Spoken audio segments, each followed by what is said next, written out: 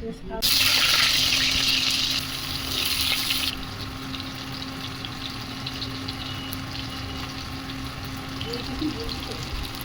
এবার হলুদ দেওয়া হলো।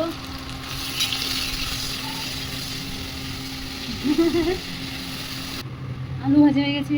দেখি কি কি মশলা পেস্ট হয়ে গেছে সব। এবারে কড়াইতে তেল দাও, তেল দিবা নাকি? তেল দিবে এবার কড়াইতে।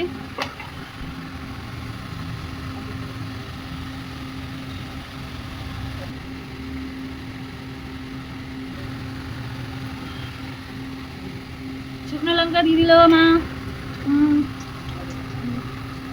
এলাচ, ছোট এলাচ। মশলা যাবে এবারে দেখি।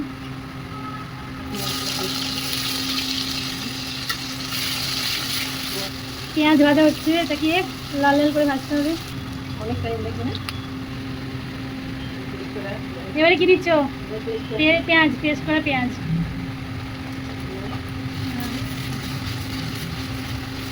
এবারে দেওয়া হচ্ছে রসুন বাটা।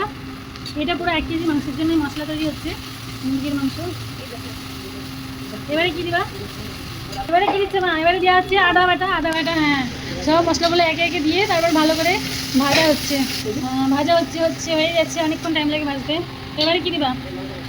লঙ্কা বাটা, ঝাল লঙ্কা, শুকনো লঙ্কা বাটা দেওয়া হচ্ছে। এটাতে স্পাইসি হবে। তার সঙ্গে আরেকটুখানি কি দিবা? তার সঙ্গে একটুখানি দেওয়া হচ্ছে জিরে বাটা।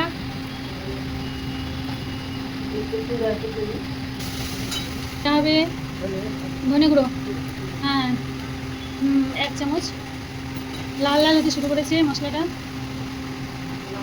আবার লাল লঙ্কার গুঁড়ো। ও স্পাইসি। লাল লঙ্কার গুঁড়ো আবার।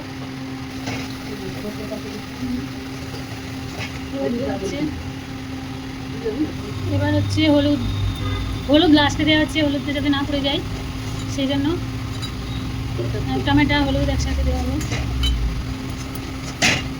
ভালো করে কষাচ্ছে এটাকে, মশলাটাকে। দেখো দারুণ টেস্টি। এইদিকে তাকাও, দিও না।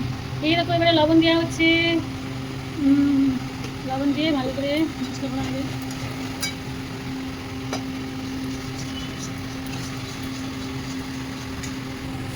বাহ, দেখে তো দারুণ লাগছে। মশলাটা পুরো স্পাইসি, ভাজা হয়ে গেছে। এরপরে কি দেবা?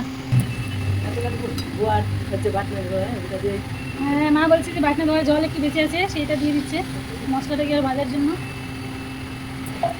অনেকটা জল হলো তো, এটাকে ভালো করে শুকাতে হবে তো, তাই না? এখনো ভাজতে হবে মশলাটা। তো মশলা তেল দেখা যাচ্ছে। এর ভেতরে মা মাংস দিয়ে দেবে।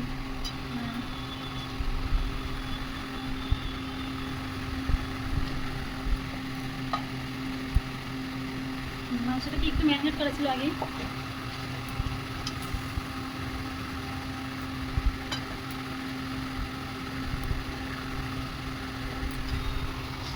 মশলাটাকে ভালো করে মাখিয়ে নিচ্ছে। নেওয়া হচ্ছে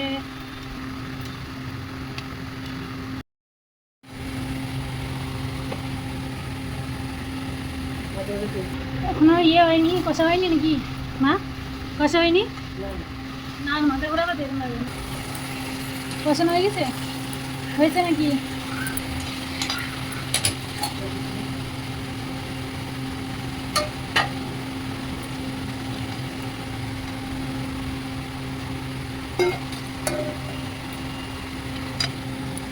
আলু দেওয়া হলো না?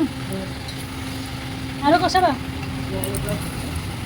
কষাবে না, অল্প একটু কষাবে। জল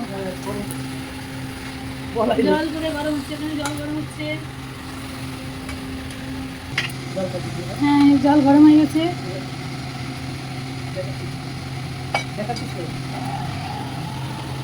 গরম জল দেওয়ার পরে ফুটতে হবে।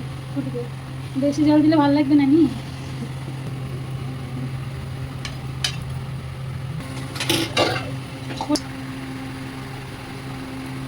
কি দিচ্ছ?